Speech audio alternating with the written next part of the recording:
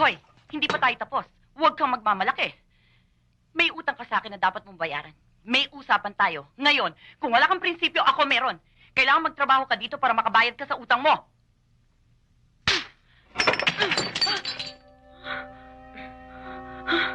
Taong kausap ninyo, hindi hayop!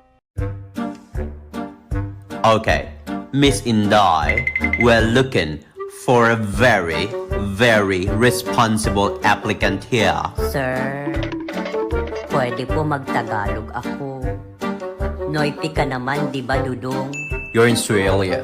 But of course, yes. Responsable po ako, sir. I love it. That's very nice. Absolutely fantastic. Opo, sir. Doon po sa dati kong trabaho, pag may hindi magandang nangyayari, ako lagi ang itinuturong responsable. Out.